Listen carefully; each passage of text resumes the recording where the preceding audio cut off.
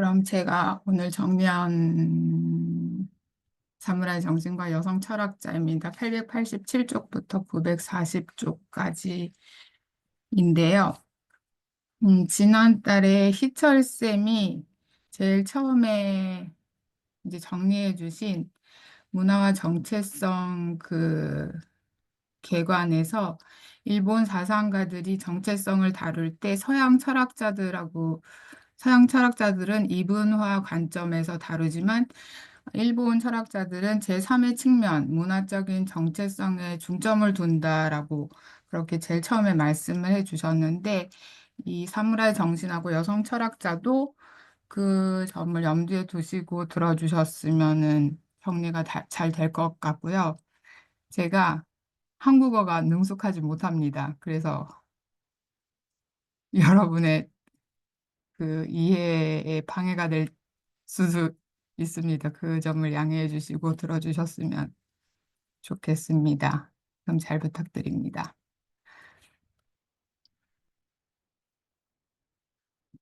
그럼 사무라이 정신, 사무라이 철학은 존재하는가라고 하면서 어, 개관에서 정리를 하고 있습니다. 사무라이 철학은 19세기 말에서 20세기 초에 발전했다고 그렇게 언급되어 있고 이에 대한 논의는 진행 중이라고 그렇게 말을 하고 있습니다. 1890년대 사무라이를 낭만적으로 묘사하는 이미지가 형성되었다고 그렇게 얘기하는데요. 1890년대라는 그 시대는 명치 23년이고 제1회 제국의회가 소집되고 대일본 제국 헌법이 시행된 그런 문화적 정치적 분위기가 있었습니다. 이제 제가 대학을 일본에서 나와서 법대를 나왔는데 그 1학년 때 법학 시간에 그 선생님께서 세계의 89년이라고 하시면서 1789년에 프랑스 혁명이었고 1889년에 대일본 제국 헌법이 발부된 연도이었습니다. 시행된 거는 90년이고요.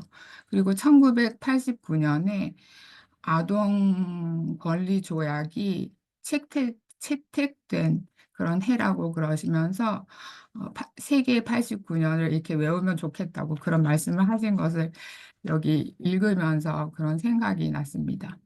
그리고 사무라이 정신은 사회 구성원 모두에게 적용되는 규범이라서 현대에 있어서도 재구성되고 재생산되는 그런 이미지입니다. 그래서 야구 일본 대표를 사무라이 재팬이라고 그렇게 불리고 있습니다.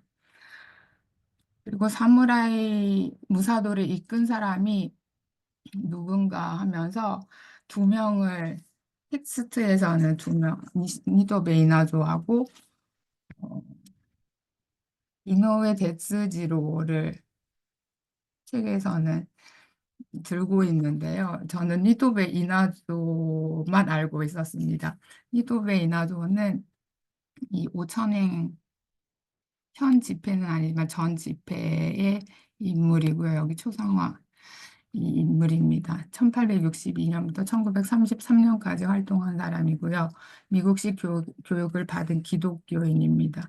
무사도에 관한 글은 영어로 부시도 더 썰 오브 자펜이라고 1899년에 쓴 글이고 이 글은 구미의 무사도를 소개하기 위해서 쓴 글이라서 당연히 영어로 썼고 어떤 내용이냐면 기사도란 일본을 상징하는 꽃인 국화처럼 일본의 토양에서 피어난 일종의 꽃이다. 그렇다고 해서 일본의 역사 식물 표본집에 나올 법한 이미 말라 죽은 옛날 미덕을 의미하지 않는다라고 얘기하고 있습니다. 그러면서 이 나이트라는 기시도라는 한자 나이트라는 단어를 쓰면서 즉 무사 계급의 노블리스 오블리즈를 의미한다. 이건 불어고요. 영어로는 노블리티 오브 라이즈드라고 합니다. 무사도란 기사들이 지켜야 하는 혹은 지켜야 한다고 배우는 도덕적인 법도이고 이는 글로 남아있지 않고 기껏해야 구전이 되어 있는 그런 말이라고 그렇게 얘기하고 있습니다. 이 그러니까 구미에 소개되는 무사도라서 나이트라는 단어를 당연히 썼겠죠. 유럽 중세 그 기사를 이미지화해서 전달하기 쉽게 그렇게 니도베 이나조가 썼다고 생각하고요. 그리고 이거는 석사 때 이현숙 교수님 수업을 들었을 때 원아시아라는 수업이 있었는데 오므니바스 수업이었어요. 근데 영국에서 오신 선생님께서 이 니도베 이나조에 대해서 수업을 하셔서 그때도 나이트라는 단어를 쓰시면서 수업하신 걸 기억하고 있습니다. 그리고 다음이 이노우에 데츠지로인데요. 이노우에 데츠지로가 무사도를 이끈 사람인지 저는 이번에 이 텍스트를 읽고 처음 알았습니다.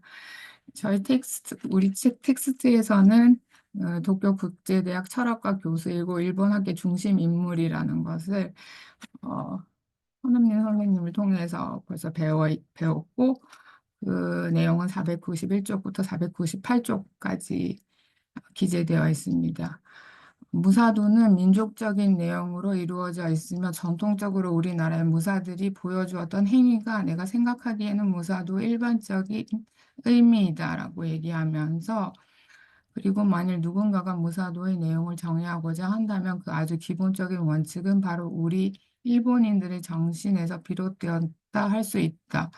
라고 하는데 조금 반전을 합니다. 그러나 무사도는 유교와 불교의 영향을 받으며 점차로 발전하면서 완벽하게 완성되었다. 그래서 무사도는 마침내 신도, 불교, 유교라는 세 가지 서상의 조화로운 결합체라고 할 수 있다라고 합니다. 그리고 나서 한 번 더 반전하는데요. 언제 무사도가 생겼는지 정확히 알 수 없다. 아주 먼 옛날로 거슬러 올라가면 오래전 일본의 신들에 관한 이야기 속에 이미 무사도 원리가 존재했음을 알 수 있다라고 하면서 원래부터 전통적인 것이 무사도라고 하면서 그리고 신도, 불교, 유교가 거기에 결합체되어 있고 그리고 또 반전해서 원래부터 일본 속에 있었다. 그렇게 이노우에 데츠지로는 말하고 있습니다.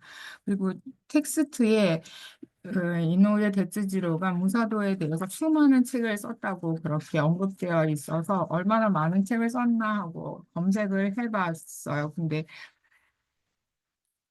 이 여기 언급된 책은 이 무사도고요. 무사도 이 1901년의 책이고요. 근데 이거는 이 문학 박사 이노우에 데츠지로 선생이 강화한 책을 누가 속기한 책이고 그리고 1905년에 무사도 총서 상중하는 아리마 스게마사랑 공편한 책이고 1934년, 1940년에 무사도 집이라는 책도 이것도 공편한 책이라고 그렇게 검색했더니 나와 있고 진짜로 쓴 책은 저서는 1942년에 무사도의 본질 학고샤라는 출판사에서 나온 이 책이 있더라고요. 그리고 다음이 무사도의 본질인 죽음과 충성입니다. 20세기 초반의 공공문서나 대중소설에서 이상화되었고 황제, 여기선 천황이겠죠. 천황과 나라에 대한 충성심, 즉 그것을 미덕이라고 그렇게 称하고 있습니다. 대중적 민족주의적인 문화라고 그렇게 말하고 있습니다.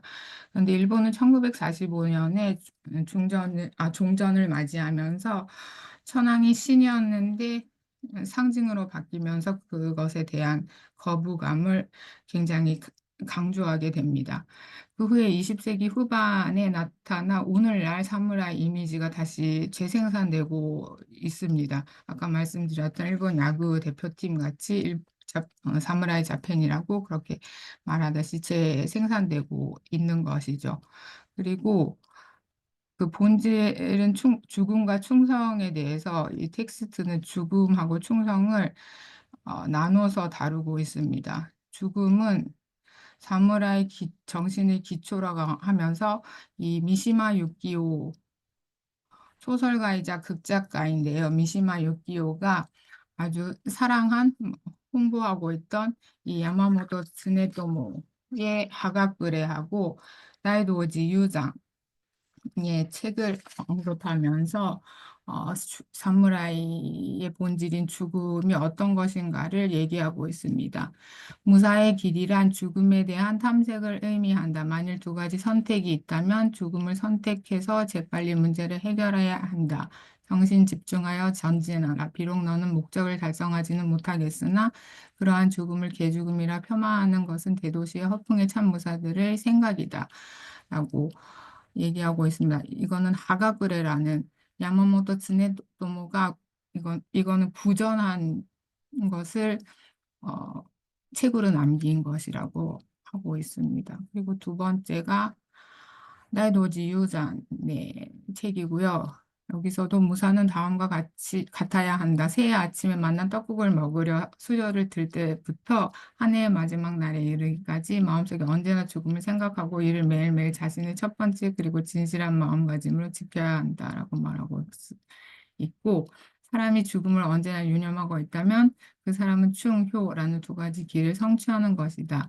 그 사람은 모든 재난과 불행을 피할 것이고 그의 육신을 일생 동안 어떤 질병도 걸리지 않으며 성격도 긍정적으로 변화할 것이다. 이 모든 일은 미덕의 결과이다라고 아까 처음에 말씀드린 것 같이 사무라이 정신이 미덕이라고 그렇게 정리한 것 같이 여기서도 미덕이라고 그렇게 말하고 있습니다.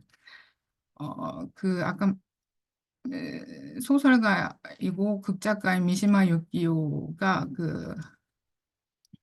이 사무라이 정신을 굉장히 충실히 실행하고 있는 게 1970년에 그 이치가에 있는 자위대에 가서 그 헌법을 개정해 달라고 이제 얘기하면서 거기서 절복을 하면서 자살을 합니다. 그래서 자기의 그 무사대에 대한 정신을 적극적으로 실행한다고 할까요? 그래서 이 사무라이 정신 안에 미시마 유키오를 특별히 이 책에서 언급했다고 생각하고 있습니다. 그리고 사무라이 정신의 본질의 또 하나는 충성심인데요. 충성심은 메이지 시대 사무라이는 그 충성심을 군주와 봉건 제도의 영역에서 황제와 국가로 전환합니다. 근데 두 가지 충성심이 있는데 1600년 이전은 전국 시대 그러니까 전쟁이 많은 sengoku 시대라고 칭하는 그런 시대여서 상호적 계약적인 개념인 충성심이었고 도쿠가 이후에는 그러니까는 평화로운 기간이 되어서 일방적인 그런 충성심이 되었습니다.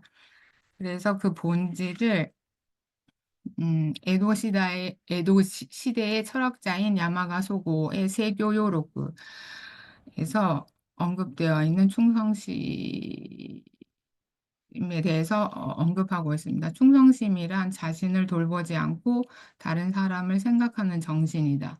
신성이란 기만하지 않고 정직하며 충실한 마음을 의미한다. 충성심은 이기심 없는 것이고 신성이란 기만하지 않는 것이다. 충성심은 마음에서 나고 신성은 행동에서 나온다라고 하고 있습니다. 그리고 그 본질의 사무라이 정신의 본질, 그 충성심을 얘기하고 있는데요. 그 전문가들이 언급하는 중요한 개념의 존재 속에 그 사무라이가 고유한 사회 계층에 속하고 있고, 그리고 시민으로서의 미덕과 군인으로서의 미덕 사이의 균형을 잡는 그런 것이 충성심이라고 얘기하고 있는데, 먼저 야마가 소고 아까 말씀드린 야마가 소고의 야마가 오로쿠에서 또 인용하고 있는데요. 사무라이의 임무는 스스로를 점검하며 본질을 찾고 최선을 다해 모시고 다른 동료들을 대할 때 신의와 따뜻한 태도로 갖고 임무에 충실함에 있어서 자신의 주제를 명심하는 것이다. 라고 얘기하고 좀 건너뛰어서 그러므로 외형상으로 사무라이는 칼을 쓰고 창을 쓰고 활을 쏘고 말을 타는 준비를 해야 한다. 동시에 내적으로 사무라이는 군주, 신하 사이의 친구들 간의 자식 간의 관계에 형제 간에 그리고 배우자와의 관계에서 최선을 다해야 한다. 마음속으로는 그는 문인으로서 공손함을 추구하고 외향성으로는 무술을 익혀야 한다라고 말하고 있습니다. 그리고 그 다음이 시민으로서의 미덕과 군인으로서의 미덕의 사이의 균형을 잡는 것인데요. 나카에도주 에도 시기의 양명학자의 말을 인용하고 있는데 본래 문해와 무해는 단일한 덕목이라서 서로 분리되지 않는다라고 얘기하면서 이는 마치 모든 창조물들이 하나의 힘을 가지고 있다. 그 외에는 음과 양이 공존하는 것과 똑같다라고 얘기하고 있습니다. 같은 성선에서 인간 본성에 내재한 직관을 하나의 덕목이라고 본다면 그 덕목의 문해와 무해가 공존한다. 그래서 무해가 없는 문해는 진정한 문해가 아니며 마찬가지로 문해가 없는 무해는 진정한 무해라 할 수 없다. 이는 마치 음이 양의 근원이자 양이 음의 근원인 것 같다라고 얘기하고 있습니다. 그리고 또 한 사람, 요코이 쇼나. 이 사람은 무사이고 유학자인데요. 이 사람도 같은 얘기를 하는데 이 사람은 중국의 서경에서 그 이유를 따오고 있습니다. 우서에 따르면 순왕제의 미덕은 현명한 성스러움, 무예 그리고 문예이다. 이러한 덕목은 문예와 무예의 참된 자질이다. 당시에는 배워야 하는 고전 서적도 숙련해야 하는 무예도 없었다. 이렇게 현명한 미덕, 인의 힘, 온화함과 같은 덕목들을 나타내는 행동은 바로 문예와 무예라고 일컬어졌다. 이러한 것들은 더 도덕적 원리를 바탕으로 하며 분명히 단순한 기술이나 재주를 의미하는 것이 아니었다. 나중에 가서 이 둘은 분리되어 두 갈래 길이 되었다. 이 둘을 다시 합치는 이런 고상한 옛 의미를 회복하는 일이다라고 얘기하면서 사무라이 정신의 본질을 얘기하고 있습니다. 여기까지가 무사도에 대해서이고요. 다음 슬라이드부터가 여성 철학자 얘기로 들어갑니다. 먼저 개관인데요. 1868년 메이지 유신이 있었는데 그때부터 여성 문제를 특집으로 한 잡지들이 창간되었습니다. 남성들은 여성을 지적인 탐구하는 관계없는 가정의 재산으로 가정 속의 틀 안에서 그 속에서 이제 여성을 해방하는 그런 이데올로기로 이제 여성을 바꾸는 그런 이제 근대 이후의 그런 젠더성을 발휘하게 되고요. 후쿠자와 유키치는 동료 일본인들에게 보낸 탄원에서도 그런 내용이 담아져 있습니다. 어떤 내용이냐면 그러므로 여성들로 하여금 그들 스스로의 법률적인 권리를 주장할 수 있도록 허용하고 남성과 여성 사이를 평등하게 만드는 일이야말로 옛 봉건 체계를 버리는 것과 같으며 메이지 정부의 새로운 헌법 체계를 세우는 일입니다라고 얘기하고 있습니다. 그리고 니시다 기타로가 언급하고 있는데 일본 여성 철학은 기원과 발전 양식에 있어 기존의 인식로가 다르다 하면서 창조 중인 철학이라고 말하고 있습니다. 직접 말하고 있는 것을 따왔는데요. 그 여성 철학가들은 이미 창조된 것에서 벗어나 창조 중인 것으로 옮겨가는 과정에 있었고, 그래서 철학을 토론하는데 예전의 자료보다는 미래에 관한 내용에 집중하였다. 동시에 이들은 이성적 사고라는 정통적인 철학의 범주에 급진적으로 도전하였으며 이성적인 사고라는 것을 단순하게 원래의 철학이라고 단정할 수 없었다라고 얘기하고 있습니다. 그러면서 이 개관 안에서는 니시다의 친척인 다카하시 후미하고 사카구치 후미의 예를 들면서 그 1960년 그 일본 속에서의 종전 후부터 1960년대까지의 그 여성들의 차별 그런 것을 얘기하고 있습니다. 근데 다카하시 후미는 최초로 도호구 제국대학 철학과를 넣은 여성이고요. 독일 유학 중에 하이데거 아래에서 수학을 한 사람입니다. 그리고 사카구치 후미는 뮌헨 대학에서 박사학위를 땄고 도호구 대학 중세 연구 분야에 큰 기여를 한 인물이고 이 책 개의 탄생 기독교 교리를 만든 사람들이라는 책에서 이렇게 말하고 있습니다. 차별하는 사람들은 자신이 차별을 가한다는 사실을 거의 인식하지 못한다. 이러한 사실은 차별받는 사람들에게 끔찍하고도 거부할 수 없는 현실이다. 이는 마치 단단하고 파괴할 수 없는 장벽 같기도 하고 사람의 심장을 겨누는 칼날같이 날카롭기도 하다. 차별하는 사람과 차별받는 사람 사이의 관계는 다른 모든 관계에서의 차별이 그러하듯 완전히 불평등하다라고 얘기하면서 어, 그 여성들이 얼마나 차별을 받았는지, 그런데 그 차별하고 있는 반대쪽에 있는 사람들은 그것을 모르고 있다는 것을 강조하고 있습니다.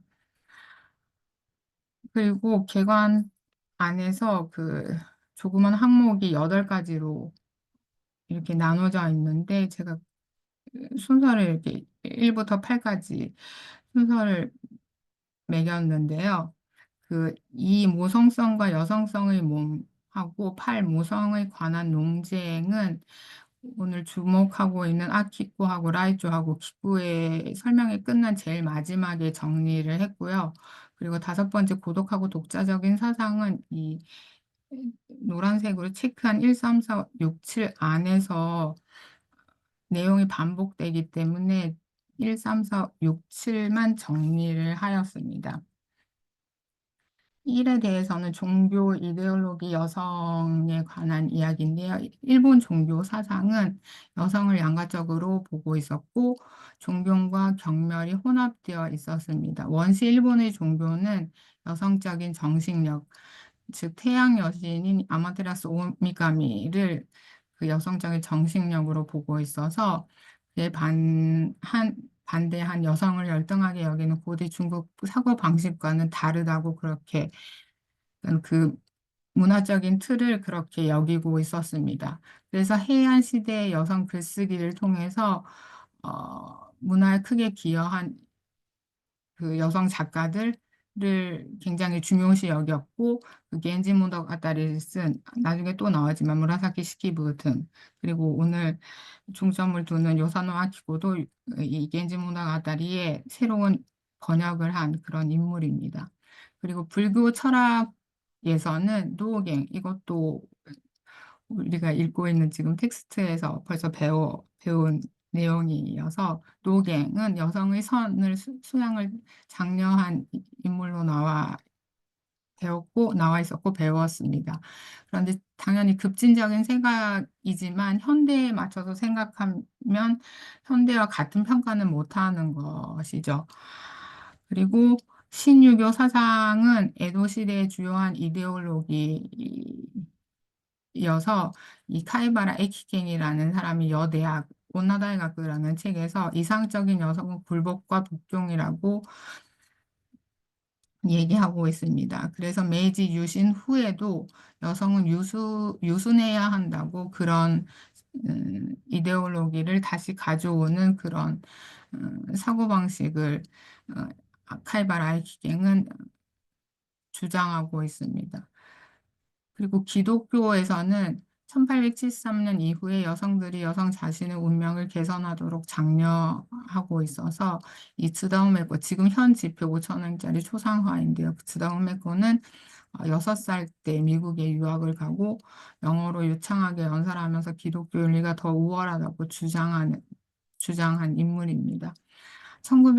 1900년에 여자 영학숙이라는 학교를 만들었고 이 학교는 지금 사립 여자대학 츠다주쿠 대학이라고 음, 고다이라라는 여기서 가까운 구니다지시에서 가까운 데 있는 여자 사립대학에서는 좋은 대학입니다.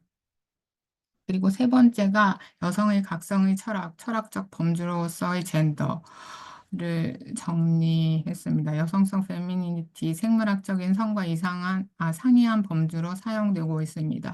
일본 문화를 이해하는 데 중요한 요소입니다. 그 근대 젠더 개념에서는 남녀의 구분과 일본의 젠더 개념의 거리가 있는 것이죠. 그러니까 정근대에서는 일본 여성에 대해서는 다양한 정말 목소리가 있었다고 그렇게 간주되어 있습니다. 문화적 범주의 여성성은 남성보다 높이 간주되는 것이죠. 그래서 일본의 미학 개념에서 다오야메부리, 유갱, 이끼가 있는데요. 이거를 제가 한국어로 설명하기는 너무 어렵고요. 다음 달에 한원민 선생님께서 미학에 대해서는 말씀해 주실 것입니다. 거기서 더 확실히 잘 알게 되겠지만, 그 그 모습이 아름답다? 그러니까 서러운데 세련됐다? 그런 의미로 아마 쓰고 있을 것입니다. 그래서 그 마바키코라는 사람이 1928년부터 지금도 아직 살아있는데 여성적인 시의 기원을 고지기라는 데에서 조도리 히메 이 소도리 히메 이 그림이 야시마가 그때라는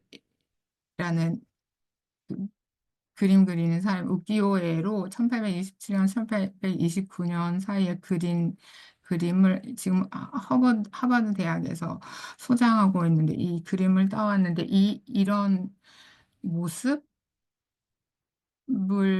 가지고 그런 유개인이라고 할까, 이기라고 할까, 그런 모습을 상징하고 있고요.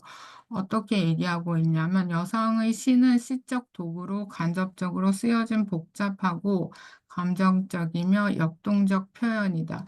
확실히 여성의 시는 여성의 본성이라 하는 전통적 이미지를 따라서 쓰여지긴 했으나 하나의 문화적 범주로서 여성들과는 관계없이 형성된 것이기도 하다. 일본의 배경 속에서 여성성에는 기본적으로 다양한 목소리가 공존하는 것으로 여길 필요가 있다라고 얘기하면서 확실히 근대 이후하고 이전에 여성에 대한 일본적 문화적 시선은 확실히 다르다는 것을 이 책에서는 강조하고 있습니다. 그리고 젠더와 일본 근대화 근대 이후에 젠더에 대해서는 개념이 재생산되고 있어서 근대화가 시작되면서 지금까지의 그 다양한 젠더의 목소리가 사라지면서 남성성을 중시하고 그것은 교육 치거를 기초로 남녀 평등을 지켜간다는 이야기입니다.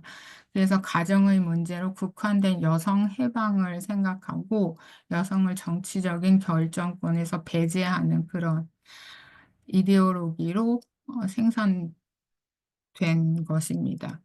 그리고 최근 연구라고 하면서 텍스트에 써져 있어서 이거는 인용을 했는데요. 최근 연구 2007년에 오리엔탈리즘의 변형이 젠더 개념의 배경이라고 하면서 유교적인 가족 윤리가 다시 정의되면서 뒤처진 사회 구성원을 표상하는 데 여성을 그 구성원으로 표상하고 일본의 우수함을 정당화하기 위해서 또 다시 아까 말씀드렸던 아마테라스 오미카미에 다시 주목하고 있는 것이죠. 그래서 여성의 가치를 양처 현무로 생각하고, 그러니까는 전쟁에 가는 남성들을 내조하고 그런 남자아이를 생산하는 여성으로서의 그런 현처 양모를 그런 말과 그런 여성을 근대에 만들어진 그런 개념으로서 근대 이후에 젠더는 그렇게 관념화되는 그런 근대 이후입니다. 그런데 그 책에서 텍스트에서 야나기다 구니오에 대해서 한 두 줄만 써져 있었는데요. 이 야나기다 구니오도 다양적인 그런 일본 여성을 나타내는 책을 썼다고 그렇게 나와 있었습니다. 근데 이 책이 모쿠메이제노고도 목면 이전의 길이라고 그렇게 번역되어 있었는데요. 이 책을 교수님께로부터 제가 받아서 하나도 안 읽는 거는 좀 너무 죄송해서 여성사학이라는 186쪽에서 218쪽에 있는 데만 좀 읽었습니다. 여성사학이라는 항목을 읽었는데요. 그 유럽과의 차이를 얘기하면서 그 양복과 구두의 예를 들고 있더라고요. 그러니까는 100년 전 일인데 지금 저희가 몇 년 전에 겪은 코비드 19 같은 얘기를 야나기다 구니오가 이 책에서 쓰고 있더라고요. 스페인 감기와의 관계를 하면서 그러니까는 미국 구미 사람들은 그 구두를 신고 집에 들어가니까 그런 스페인 감기가 더 동양보다 더 유행했고, 그리고 양복을 입고 여자들은 양복이 아닌 뭐죠? 그러니까는 치마를 꽉 끼는 치마를 입고 있기 때문에 그런 신체성이 바뀌었다라는 그런 얘기를 쓰면서, 그리고 또 일본은 목면 이전에는 말을 입고 있었는데 그 말은 그러니까 일본이 습하니까 땀을 흘려도 바람이 불면 말을 입고 있으면 금방 이렇게 땀이 마른다고 그러더라고요. 그런데 목면 이후에는 그 하까마라고 할까? 그 유카타라고 할까? 그 옷을 입고 그 농사를 지을 때 남자들은 이렇게 옷이 이렇게 갈라져도 가슴이 보여도 괜찮은데 여자들은 농사를 지으면 그 옷이 이렇게 갈라지면은 가슴이 보이니까 그 신체성이 그 입었을 때랑 그 목면 입었을 때랑 점점 바뀌어지는 거죠. 팔자걸음을 걸어도 되고 이렇게 됐었는데 그 유카타 같은 옷을 입으면 그게 가슴이 다 보이기 때문에 점점 이렇게 오그라드는 팔자걸음이 아닌 안자 걸음을 걸어야 되는 그런 신체의 변화가 오면서 다습한 일본에서는 부채를 들어야 되고 그런 목면을 입을 때는 그 겨드랑이 밑에 구멍이 뚫린 그런 옷이 되었다고 그렇게 얘기를 그런 얘기가 써져 있었어요. 그래서 그때부터 그러니까 목면 그 전까지는 남성과 여성이 그렇게 신체성에 그렇게 차이는 별로 없었지만 그 목면 이후의 일본 속에서는 굉장히 차이가 생겼다라는 그런 기재를 야나기다 구니오가 하고 있었습니다. 그리고 여섯 번째가 자기 각성의 철학인데요. 일본 여성 사상사가 말하는 자유는 서양 개념과 다르다고 하면서 서양 페미니즘은 삶의 양상의 자유를 보호하기 위한 사회 운동 이상이 아니다라는 것을 주장하면서 개인적인 자유를 추구를 하면서 두 겹으로 이루어진 자기와 소유를 강조하고 있습니다. 개인적으로의 자유는 사회의 규제로부터의 해방을 강조하고 자신이 이전보다 더 나은 존재를 이제 일본에서는 강조하는 것이죠. 그래서 내적 자아가 필요하다고 그렇게 언급하고 있습니다. 그런데 이 내적 자아가 필요하다는 것은 어, 나중에 라이조에 대해서 그 말씀드릴 때에 이 자기 각성의 철학, 특 이 여섯 번째의 내적 자아가 필요하다는 이, 이 항목은 특히 라이조에 대한 언급이 아닌가라고 저는 생각하고 있습니다. 그리고 젠더 구분의 문제에 대해서는 각성을 강조한 이면엔 젠더와 성의 차이에 대한 철학적 접근 방식이 있다라고 하면서 라이조하고 요산화 기구하고 기구에 대해서 좀 구별해서 정리를 했습니다. 라이조는 젠더 구분은 참 자기가 있는 인식이 높은 단계에서 존재하지는 않는다라고 얘기하고 있는데요. 그 언급이 그렇다면 내가 추구하는 이 참 자유와 해방이란 무엇인가라고 하면서 분명 이는 숨어있는 특별한 천재성을 자극하고 위대하고 숨어있는 재주를 표면으로 불러일으키는 어떤 것이다. 우리가 해방되면 잠재된 천재성을 발견할 것이다. 이는 일종의 무아가 된다는 것을 의미한다라고 얘기하면서 젠더 구분의 문제를 얘기하고 있습니다. 그리고 요사노 아키코는 젠더 구분은 인생의 진짜 얼굴을 잊어버릴 잡다한 도덕성에 따라 만들어진 항목이라고 얘기하고 있습니다. 나중에 말씀드리는데요. 요사노 아키코는 진짜 삶 속에서 자기가 경제적으로 독립을 하고 있어서 아마 이런 젠더 구분의 문제를 생각하고 있었을 것이라고 생각합니다. 인간의 도덕성이란 하늘 위 어딘가에 있는 것이 아니라 삶의 심각하고 실제적이며 정신적인 것이다. 도덕성은 인간 삶의 규칙이자 행진곡과 다르지 않다. 도덕성은 인생의 악보이자 계획이다라고 말하고 있습니다.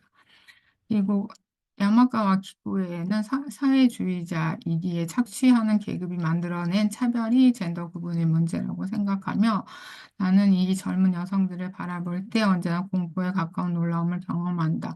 뼈만 남은 유기견 같은 초라한 행색으로 키만 봐서는 12, 3살처럼 보이고 그들은 아무도 자신들을 사람 취급하지 않는 장소로 주저하면서 이동하는데 얼굴은 30대처럼 보인다라고 얘기하고 있습니다. 여기까지가 개관이고요. 그리고 요사노 아키고입니다. 요사노 아키고는 1878년부터 1942년까지 활동하였으며 시인이고 사회 비평가고 교육자입니다. 요사노 택강의 아내이고 11명의 자녀의 어머니입니다. 아까 말씀드렸듯이 여기 있는 무라사키 시키부의 겐지 모나가다리의 새로운 번역을 해서 간행한 인물이기도 합니다.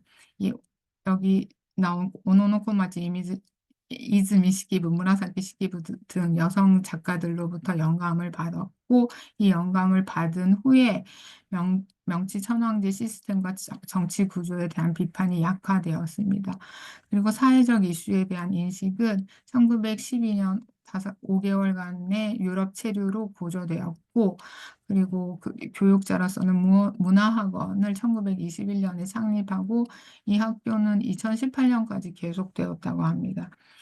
그리고 지난달에 희철쌤께서 고바야시 히데오에 대해서 말씀해 주셨는데 이 고바야시 히데오도 이 문화학원에서 문해평론을 담당한 강사로서 일을 한 적이 있다고 합니다.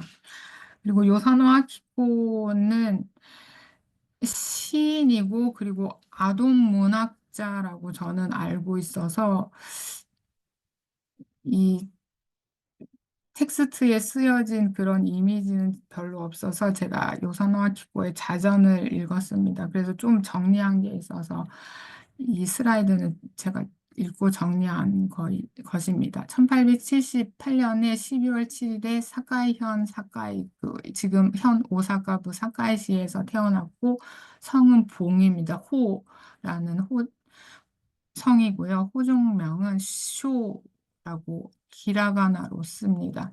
일상에서는 자를 붙인 쇼고라고 불렸다고 합니다. 아버지는 문해시지고 어머니는 츠네입니다. 학교에 갈 쯤에 쇼고라는 한자를 쓰게 됩니다. 이 정자를 쓰면서 쇼고입니다. 나중에 이 쇼고를 아키고라고 불리게 됩니다. 그런데 이 쇼고라고 아버지 어머니가 지어주셔서 아버지 어머니가 이제 돌아가신 후에 어떤 노래를 부르냐면요. 와레노 나니 타이요 미츠 가사네 따르 아리시카도 사비시 마츠노 히라고 자기 이름에 월세자 태양이 세 개 겹쳐지는 그것을 지어주셨는데 외로운 나날이라고 아버지 어머니를 회고하면서 그렇게 지은 노래라고 합니다. 그리고 생가는 화가점 스루가야라는 화가점을 했고요. 센리규, 다도에서 유명한 센리규를 숭배하는 토지여서 양갱이가 굉장히 유명한데 요르노 우메라고 그러니까 양갱이가 검은색이고 우메가 그 매실이 빨간색이라서 그래서 밤의 매, 밤의 매라고 그런 이름이 붙은 지금도 유명한 양갱이입니다. 그래서 요산호도 가게에서 자주 밤늦게까지 도왔다는 것이 자전에 써져 있었고, 근데 남편 택강이 다음 장에 사진을 보여드리는데요. 남편은 여성 관계가 자유분방한 사람이어서 집안 살림은 요산호의 문필로 자기가 다 아, 독립적으로 하였다고 자전에 써져 있었습니다. 그리고 텍스트에 돌아오는데요. 부인과 여성이라는 책에서 이 책 내용은 처음 태양이라는 잡지에서 나와 있었던 것입니다. 인간에게 가장 중요한 건 상상하고 생각하는 힘이라고 하면서 상상하는 능력에 따라 인간은 이해하고 설계하고 창조하고 비판하고 반성하고 통일한다라고 하면서 상상해서 실행을 해야 일하는 것에 가치가 생긴다. 그런데 일본인에게는 아직 생각하는 능력이 부족하기에 이건 특히 일본 여성이라고 하면서도 남성도 생각하는 능력이 부족하다고 하고 있습니다. 러일 전쟁에 대해서도 일본 남자들은 어떤 이미지가 있는지 생각하고 있는 남자들은 있을까라고 얘기하면서 명상을 하거나 조용히 생각하는 것에 즐거움을 아는 사람의 일생은 매우 행복하다고 언급하고 있습니다. 여성들이 자기 자신의 확신 위에서 사고하기를 권한다. 그리고 먼저 생각하는 여성, 두뇌가 있는 여성, 그리고 나서 일하는 여성, 행동하는 여성이 돼달라고 권하고 있습니다. 이게 유럽에 갔을 때의 사진을 국립국회관 사이트에서 따온 것입니다. 그리고 다음이 이게 남편 택강입니다. 그래서 완전한 사람이 되기 위한 자유에 있어서 나의 개인 여행 유럽 간 얘기하고 삶의 세 가지 측면에서 두 가지 정리를 했습니다. 나의 개인 여행에서는 따분한 집에서 자람, 자기를 소심하게 했다라고 텍스트에 써져 있었는데 제가 자전을 읽었을 때 진짜로 그렇게 따분한 집이었나라고 생각을 했습니다. 그 화가점을 영업했기 때문에 그렇게 가난하지도 않고 풍요로운 가정이었다고 그렇게 느꼈고, 그러니까 위에 언니들은 다른 어머니, 자매였다고 그렇게 써져 있었지만, 음, 따분한 집은 아니었다고 생각합니다. 같이 그러니까 아버지, 어머니와 그리고 언니들, 그리고 동생하고 소풍을 다니고, 그 굉장히 여러 가지 경험도 많이 한 집에서 자랐다고 그렇게 자전에 써져 있어서 따분한 집이었나라고 저는 좀 의문이 갔습니다. 그리고 밤에 부모의 시야를 벗어나 책을 읽었다라고 텍스트에 써져 있었는데 이거는 가게를 밤 늦게까지 도와야 했기 때문에 그러니까 자연스럽게 그러니까 부모의 시야를 벗어나서 책을 읽었다고 그렇게 생각이 됩니다.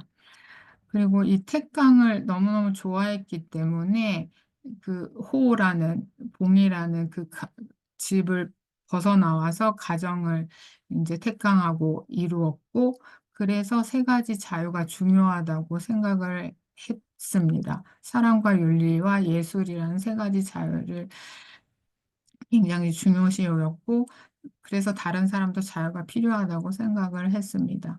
그러면서 여성의 두뇌는 아까 그 부인과 여성에서도 나왔었지만 여성의 두뇌는 진화를 멈췄고 여성의 무지와 약점을 깨달아야 한다고 얘기하면서 유럽 여행에서 자기가 일본 여성의 대표자로서 이런 여러 가지 눈빛을 이렇게 받았는데 그때 굉장히 초라한 느낌을 느껴서 음, 나답게 행동하기 위해서는 그러니까는 일본에 대해서 굉장히 동경함을 느껴서 마음은 일본으로 돌아온 그런 느낌이었다고.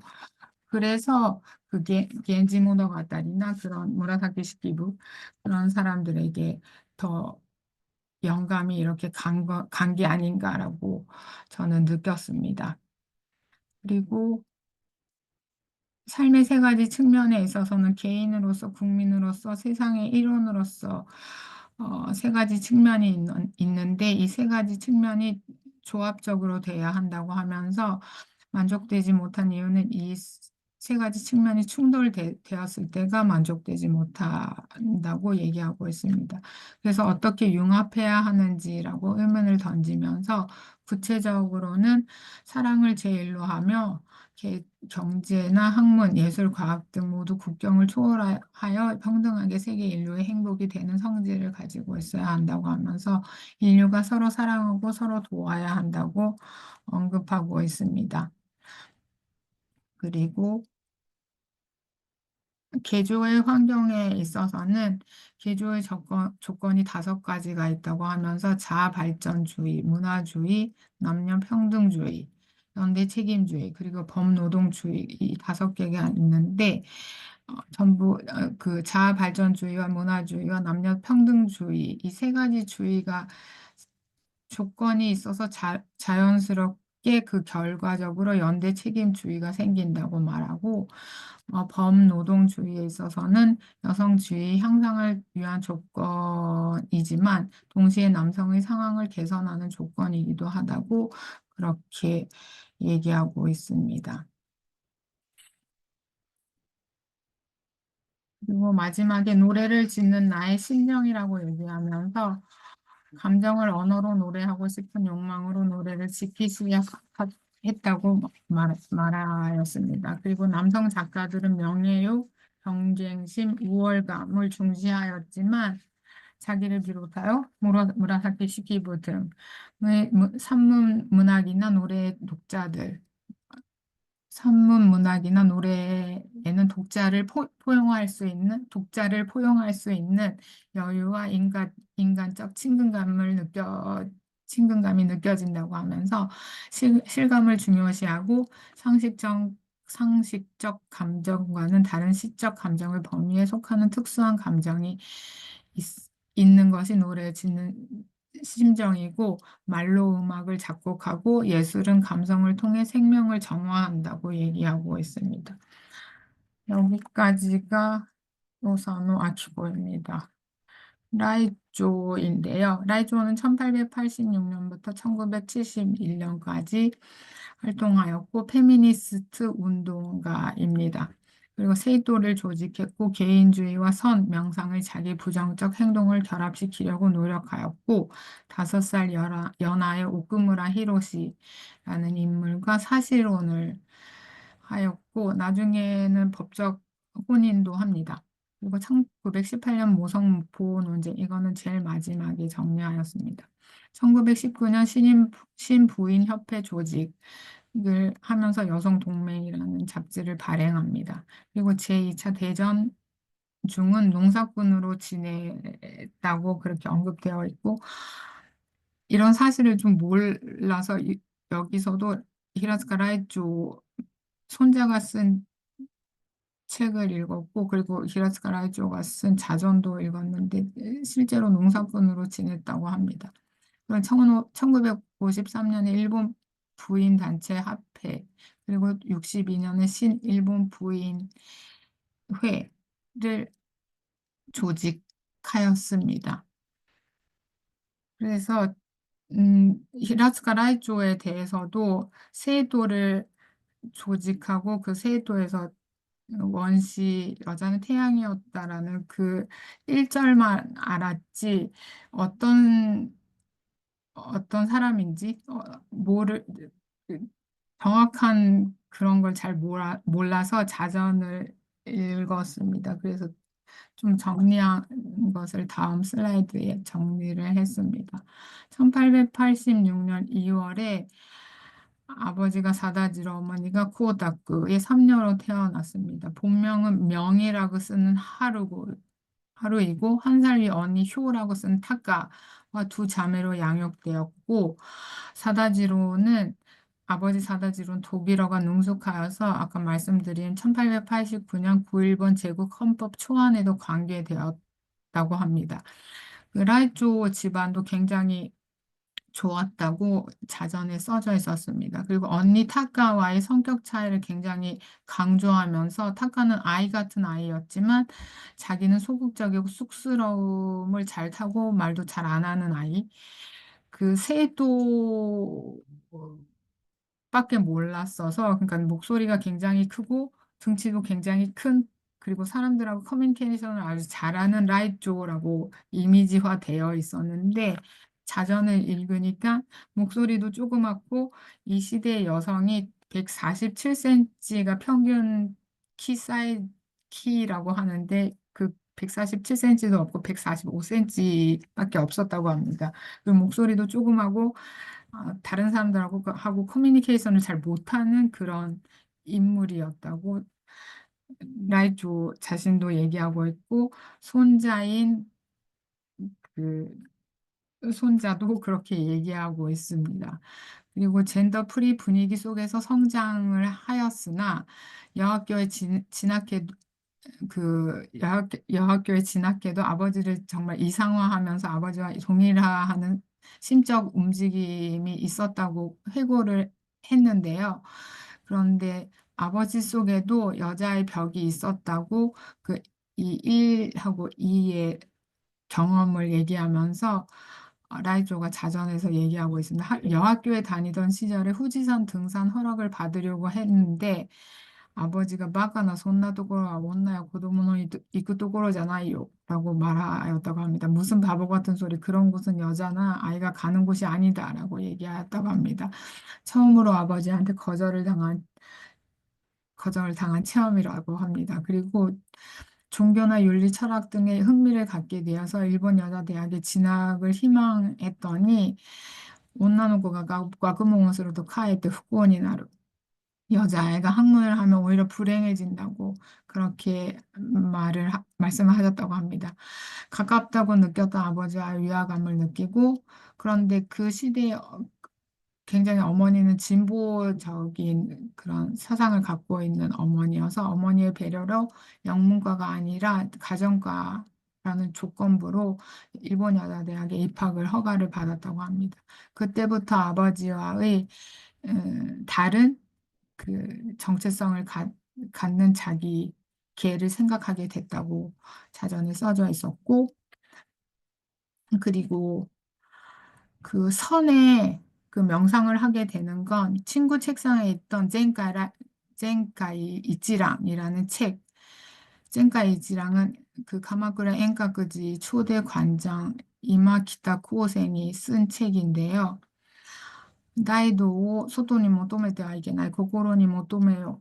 그러니까 길을 밖에서 구하는 게 아니라 자기 마음에서 구하라는 일절을 보고서 어, 이 책과의 만남이 그 성과에 연결이 되어서 일본 여자대학 3학년 때 여름부터 린사이슈 료보왕의 선을 참선하게 되었다고 그렇게 라이조 자전에 써져 있었습니다. 이게 남편 오쿠무라와 온천에 간 1914년 사진이고요. 이거는 남편은 화가였는데 그림이 전혀 안 팔리는 그런 화가였다고 합니다. 1961년에 둘이 찍은 사진입니다. 그리고 텍스트로 돌아와서 두 개의 매니페스트라고 하면서 체도는 1911년에 발간된 잡지고요. 어, 텍스트에 번역이 돼 있어서 그거는 안 읽고 밑에 우리가 나 자신과 유리될 때 비로소 잠재된 천지성이 발현된다 하면서 무화가 되어야 한다라고 얘기하고 있습니다. 여자가 더 이상 달이 아니다. 원시 태양이 될 것이다. 진정한 사람이 될 것이다라고 세도에 들어가는 말에 그렇게 써져 있습니다. 이 두 개의 매니페스트라고 하면서 세이토하고 다음에 여성 동맹을 이 텍스트에서는 얘기하고 있는데 이 신부인 협회는 라이초하고 이치카와 후사에라는 나중에 정치가가 되는 사람이 조직한 부인회고요. 거기서 발간한 여성 동맹입니다. 이 여성 동맹에서 라이초는 그 10년 전 그러니까 세이도와는 큰 차이가 있다고 하면서 그때는 일종의 정신운동이라고 하면서 아직 사회운동이 아니었다고 언급하고 있고 여성 사상계는 남녀 대등, 남녀 동권, 기회 균등 문제에서 양성 문제, 모성 문제, 자녀 문제로 개인주의에서 집단주의로, 이기주의에서 이타주의로 옮겨왔다고 그렇게 여성동맹에서는 주장하고 있습니다. 여성의 천직은 역시 어머니. 이 1920년에 여성동맹이 발간되었는데 이때에는 라이조는 아이를 벌써 낳았고 그래서 여성의 천직은 역시 어머니라고 그렇게 얘기하고 있습니다. 여성으로서의 여성으로서의 사랑, 해방, 어머니로서의 권리 요구를 여성동맹에서는 발언하고 있고 그래서 이 여성동맹을 통해서 치안경찰법 제5조 일부 개정 성공을 하게 됩니다. 부분적이지만 여성의 정치 권리 획득에 성공합니다.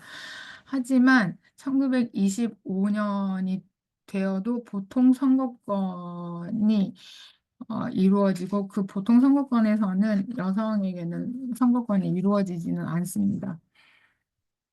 그리고 이 여성 운동의 부상에 있어서는 음, 유럽에서의 유럽에서부터의 여성들의 각성을 다시 소개하고 있는데요.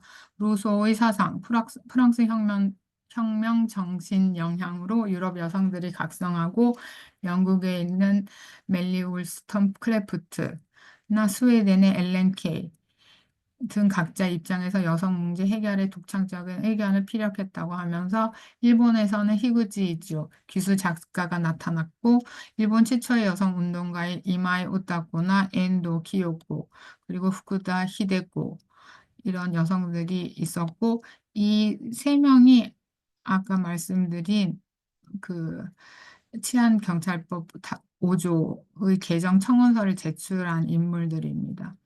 그래서 단순히 인간으로서의 부인의 권리를 주장할 뿐만 아니라 여성으로서의 권리도 주장한 라이조는 이 엘렌 케이의 사상을 접하고 공명함으로써 그 사상을 강화하게 되는데요. 이 글자가 너무 조그만데 여성의 부흥에 대해서는 라이조 자신이 이 엘렌 케이의 책을 번역했고 아동의 세계에도 굉장히 관심이 있었는데 이 책은 다른 사람이 번역을 했습니다. 이 메리 울스턴 클래프트는 요사노아 키고가 영감을 받은 사람이라서 이 초상화도 첨부를 했습니다. 그리고 다음이 부인 전선에 참가하며라는 것인데 텍스트에서는 이 부인 전선이 제2의 세도라고 그렇게 기재되어 있었습니다. 그런데 이 잡지가 진짜로 제2의 세도인가라고 저는 의문이 갑니다. 왜냐하면 페미니즘을 이 책에서는 처음에 정의를 하지 않고 얘기가 전개되고 있습니다. 일본에서 페미니즘의 제일 좁다고 할까.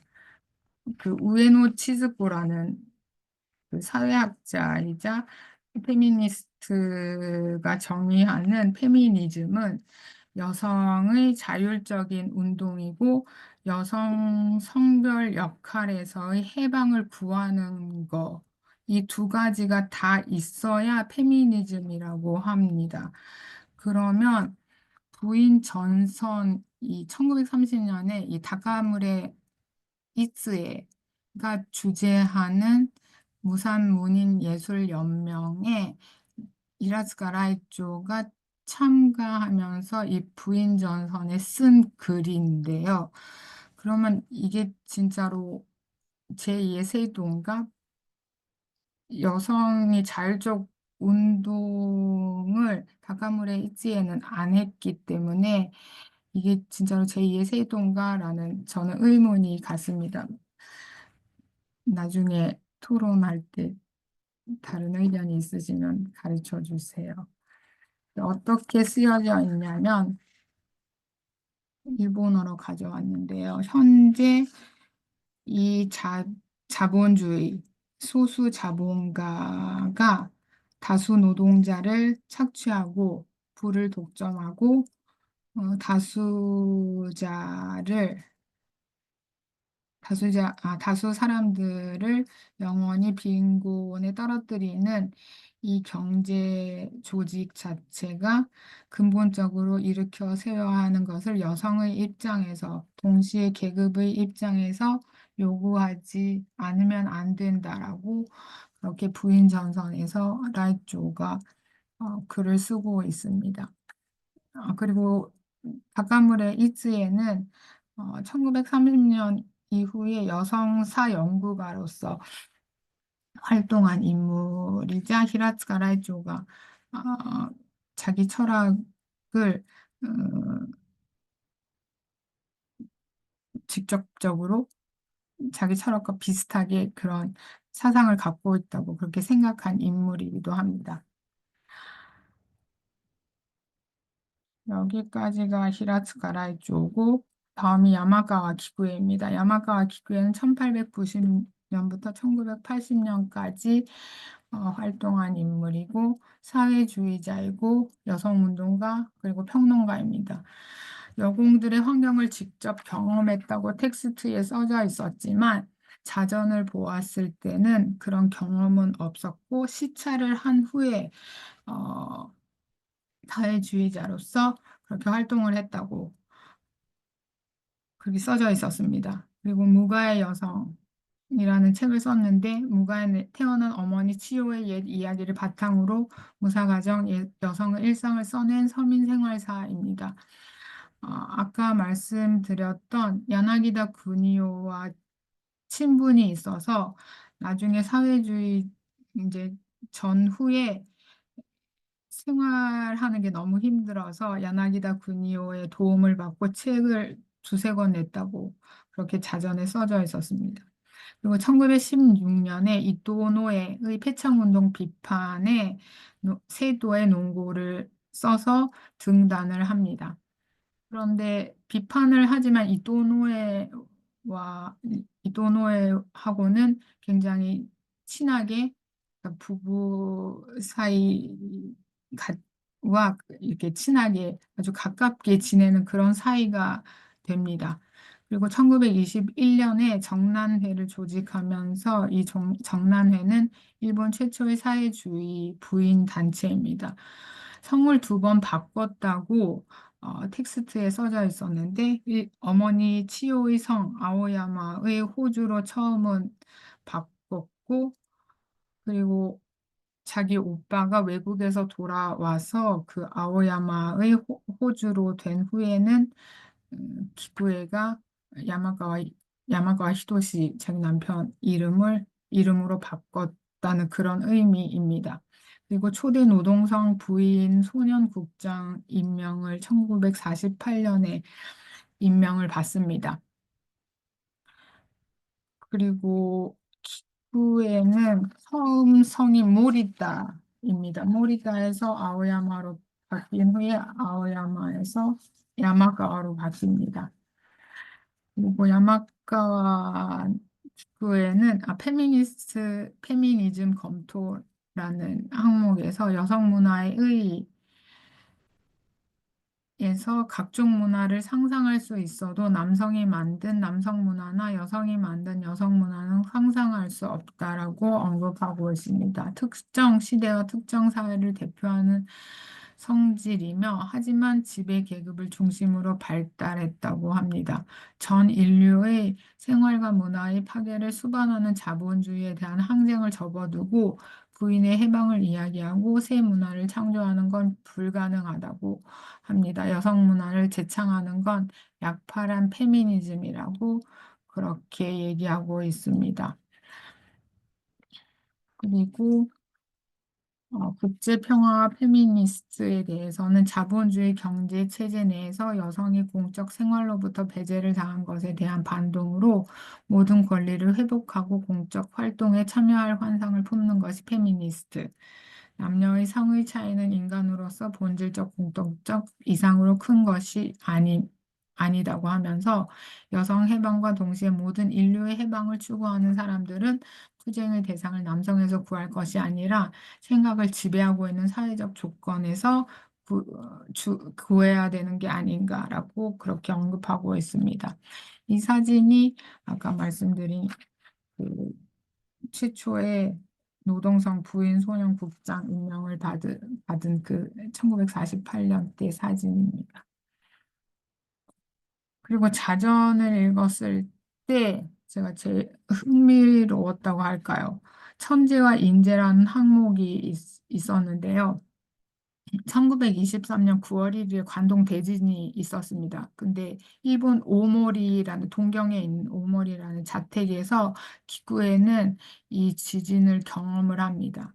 근데 이 일날 어떻게 회고하고 있냐면 조선인이 2,000명 츠루미에서 가와사키로 나와 로쿠고가와에 다가오고 있다.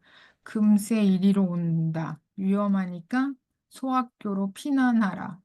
라고 헌병대하고 경찰에서 소문을 내고 있었다고 합니다. 그래서 3일이 돼서 이제 인재인 화제가 이제 조용해져서 조선인하고 사회주의자를 보면 죽여도 된다는 그런 소문이 들려왔다고 합니다.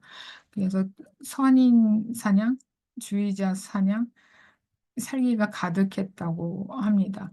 그래서 23일에 시사신보 기자가 이 기구에한테 찾아와서 이게 이도노에고 이게 이도노의 남편인 오스기인데 오스기 군과 야라레마스 오스기 군이 죽음을 당했다라고 얘기하면서 노회상모 이쇼니 켄페타이데 노회상도 헌병대에 잡혀갔다고 그렇게 말을 했다고 합니다.